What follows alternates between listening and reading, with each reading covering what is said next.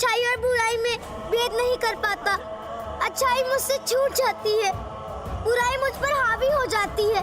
मैं विवश हूँ मित्र, विवश हूँ।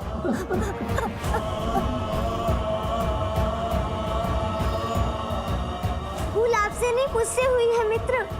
अब एक ही उपाय शेष है, आप मुझे मिटा दीजिए, आप मुझे मिटा दीजिए, आप मुझे मिटा दीजिए। किंतु फिर आप अपने मित्र के साथ से वंचित हो जाएंगे, ये तो और भी दुखद है।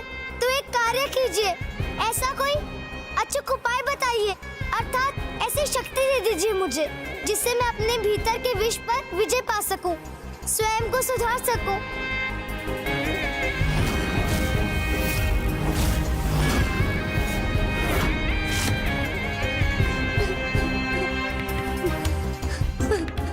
तुम्हें वास्तव में अपने किए पर ग्लानि है? हाँ मित्र, ग्लानि तो है। विश्वास कीजिए, मैं कपटी कुटिल नहीं रहना चाहता हूँ, मुक्त होना चाहता हूँ अपनी दुष्टता से। तो उसका एक ही उपाय है, तप। तप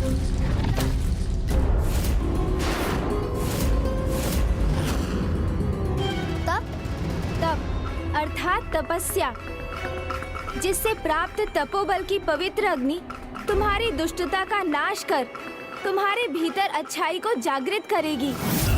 किंतु तुम्हारी तपस्या तभी सार्थक होगी जब तुम वास्तव में अच्छाई के पथ पर अग्रसर होने के लिए प्रेरित होगे।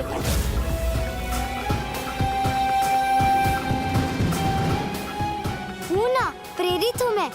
अच्छाई अपनाने के लिए तप भी अनिवार्य है, तो मैं वो भी करूँगा। बस आप मेरे मार्गदर्शन करने की कृपा कीजिए। बताइए मुझे, मैं तप कैसे करूँ?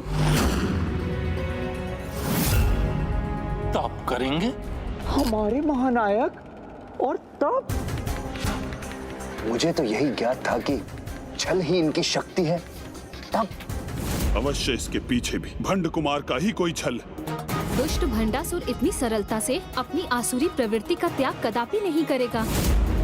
तप से उसके स्वभाव में भले ही कोई सुधार न आए, किंतु देवी कृपा से अत्यधिक शक्ति अवश्य ही प्राप्त कर लेगा। मुझ पर इतनी कृपा तो कीजिए मित्र।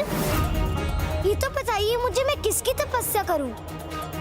बताइए ना मित्र। उन्हीं जगत पिता महादेव की, जिनके स्थान पर स्थित होने की उद्दंडता करने का महा अपराध करने जा रहे थे तुम। प्रभु शिव शंकर की भक्ति ही तुम्हारे भीतर के अंधकार का नाश कर तुम्हारे हृदय में एक निर्मल ज्योति प्रज्वलित करेगी, तुम्हारे विकारों का नाश कर सुधार देगी तुम्हें। उचित है मित्र, तो बताइए मैं कहाँ अपना तप प्रारंभ करूं?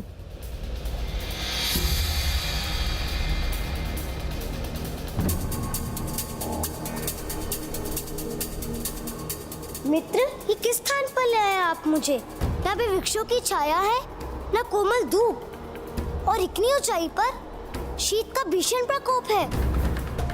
भंड कुमार, स्मरण करो, क्या कहा था मैंने? तप के लिए सुविधा से अधिक एकांत अनिवार्य है। हाँ, पुनः भूल हुई है मुझसे। सह लूंगा, मैं इस असुविधा को भी सह लूंगा। किंतु किस मुद्रा में करूं अपनी तपस्या? हाँ, ऐसे भूमि पर स्थित होकर, खड़े होकर, अथवा इस प्रकार एक पांव पर खड़े होकर। मैं हाथों के बल भी खड़ा हो सकता हूँ।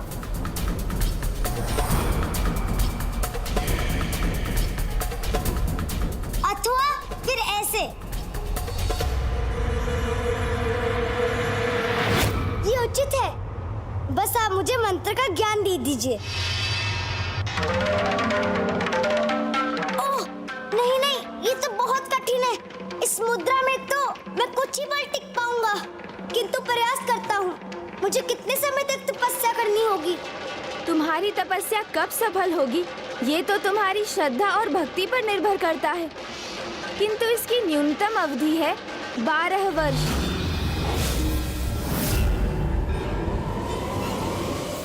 12 वर्ष? ये तो बहुत कठिन है।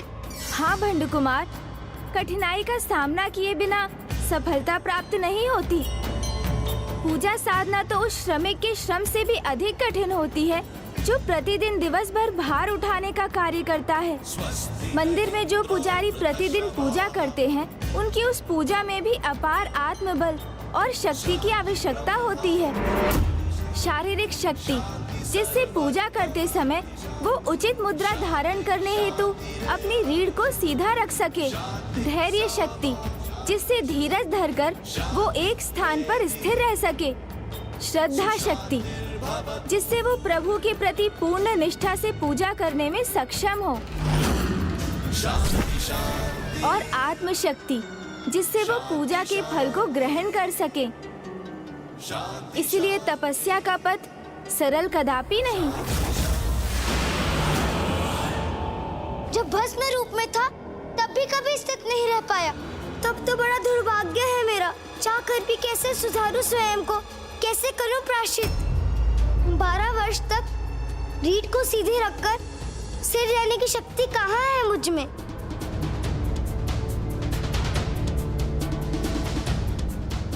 मुझे क्षमा कीजिए मित्र, मैंने आपको फिर से निराश किया। और सहायता लूं तो किससे लूं? आपने शरीर दिया, प्राण दिए, जीवन की उचित सीख दी, और मैंने आपका ही विश्वास भंग कर दिया। अब मैं किस मुख से आपसे सहायता मांगू? क्या करूं मैं? अपनी भूल का आभास हो रहा है इसे। आप ही है जो मुझे शक्ति देकर मेरे इस विघ्न को दूर कर सकते थे, और अब आप भी ऐसा क्यों करेंगे? तो कदाचित सुधरना मेरे भाग्य में ही नहीं।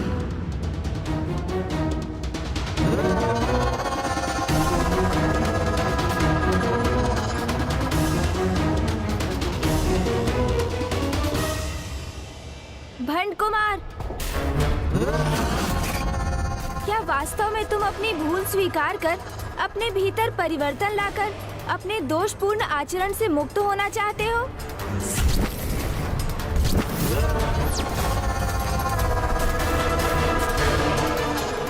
हाँ मित्र, मैं आपको विश्वास दिलाता हूँ। सदा आपकी सीखों पर चलकर उचित मार्ग का चुनाव करना चाहता हूँ। आपके मित्र होने के योग्य बनना चाहता हूँ।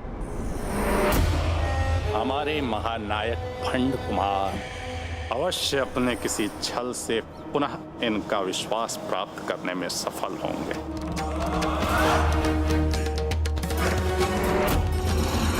नहीं, गणेश जी को इसका विश्वास कदापि नहीं करना चाहिए, क्योंकि छल तो इसकी आसुरी प्रवृत्ति का अभिन्न भाग है।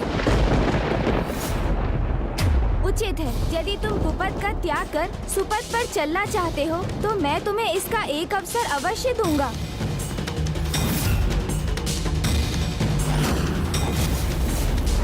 तप संपन्न करने के लिए जिन शक्तियों की तुम्हें आवश्यकता है, मैं वो शक्तियाँ तुम्हें प्रदान करूंगा।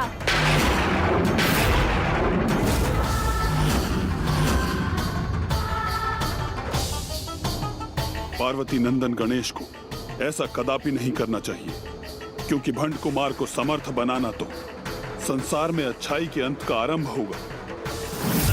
भंड कुमार एक भयंकर असुर भंडासुर में परिवर्तित होगा।